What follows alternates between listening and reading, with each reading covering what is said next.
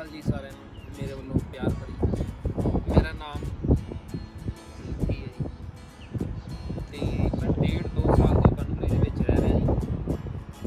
ਬਹੁਤ ਹੀ ਸੋਹਣਾ, ਬਹੁਤ ਹੀ ਕੁਆਇਟ ਹੈ, ਕੋਈ ਕੰਮ ਦੀ ਕਮੀ, ਸਭ ਕੁਝ ਵਧੀਆ। ਤੁਸੀਂ ਦੇਖ ਸਕਦੇ ਹੋ ਨਜ਼ਾਰਾ ਕਿੰਨਾ ਸੋਹਣਾ ਬਣਾਇਆ ਆ ਬੰਬਰੀ ਵਾਲਾ ਸਿਟੀ। ਐਵੇਂ ਲੋਕ ਅਰਾਊਂਡ ਕਬਾਨਾ ਵੀ ਇਹ ਜੀ ਇਹਨਾਂ ਨੇ ਟੂਰਿਸਟ ਵਾਸਤੇ ਬਣਾਇਆ ਸਪੈਸ਼ਲ।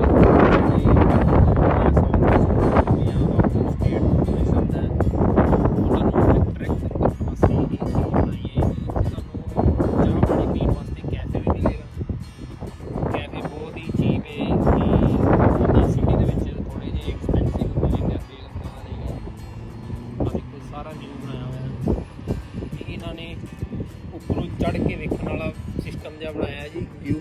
ਆਹ ਦੇਖੋ ਜੀ ਸਾਰਾ ਬੰਬਰੀ ਦਿਖ ਰਿਹਾ ਇੱਥੋਂ, ਬਹੁਤ ਸੋਹਣਾ।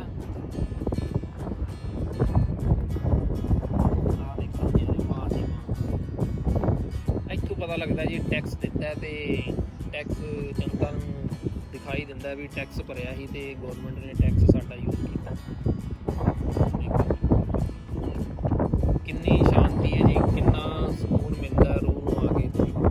ਜੇ ਬੰਦਾ ਇਕੱਲਾ ਹੋਵੇ, ਨਿਆਣੇ ਨੂਣੇ ਨਾਲ ਨਾ ਹੋਵੇ, ਕਿਉਂਕਿ ਨਿਆਣਿਆਂ ਦੇ ਨਾਲ ਤੁਹਾਨੂੰ ਪਤਾ ਹੀ ਹੈ ਜੀ ਬੰਦਾ ਘੁੰਮ ਆਪਣੀ ਫੈਮਿਲੀ ਨਾਲ ਤੇ ਬੰਦਾ ਘੁੰਮ ਸਕਦਾ ਹੈ, ਬਟ ਨਿਆਣੇ ਪਰੇਸ਼ਾਨ ਕਰਦੇ ਨੇ, ਪਾਪਾ ਮੈਨੂੰ ਆਹ ਲੈ ਕੇ ਦਿਓ, ਪਾਪਾ ਮੈਨੂੰ ਉਹ ਲੈ ਕੇ ਦਿਓ। ਤੁਸੀਂ ਦੇਖੋ ਉਹ ਜਿਹੜੀ ਬਿਲਡਿੰਗ ਤੁਸੀਂ ਦੇਖ ਰਹੇ ਹੋ ਉਹ ਬੰਬਰੀ ਦੀ ਮੇਨ ਬਿਲਡਿੰਗ ਹੈ ਜੀ। ਸਿਰਫ ਇੱਥੇ ਇੱਕ ਹੀ ਬਿਲਡਿੰਗ ਹੈ, ਇਹਨੂੰ ਦੇਖ ਕੇ ਤੁਸੀਂ ਖੁਸ਼ ਹੋ ਸਕਦੇ ਹੋ। ਉਹ ਜਿਹੜਾ ਦੂਰ ਤੱਕ ਤੁਹਾਨੂੰ ਲਾਈਟ ਹਾਊਸ ਦਿਖ ਰਿਹਾ ਉਹ ਵੀ ਬੰਬਰੀ 'ਚ ਇੱਕ ਹੀ ਹੈ ਜੀ। ਉਹ ਕਾਲਾ ਚਿੱਟਾ ਸ਼ਾਇਦ ਤੁਹਾਨੂੰ ਕੈਮਰੇ 'ਚ ਨਾ ਹੀ ਦਿਖਦਾ ਹੋਵੇ, ਬਟ ਦੇਖਣ ਦੀ ਕੋਸ਼ਿਸ਼ ਕਰੋ। ਇੱਕ ਹੀ ਕੈਮਰਾ, ਇੱਥੇ ਕੈਮਰਾ ਕਹਿੰਦਾ ਜੀ ਟਾਵਰ। ਬਾਕੀ ਬਹੁਤ ਸੋਹਣੀ ਸਿਟੀ ਹੈ ਜੀ, ਵਿਊ ਹੈ, ਪਾਪੇ ਕਲੱਬ ਹੈ, ਸਾਰੀਆਂ ਚੀਜ਼ਾਂ ਤੁਹਾਨੂੰ ਮਿਲਣਗੀਆਂ ਇੰਜੋਏ ਕਰਨ ਵਾਸਤੇ। ਤੇ ਜ਼ਰੂਰ ਇੱਥੇ ਆਓ ਤੁਸੀਂ ਘੁੰਮਣ ਵਾਸਤੇ। ਲਵ ਯੂ ਜੀ, thank you so much, Tata, miss you. ਯੋ ਹਨੀ ਸਿੰਘ ਨਾਲ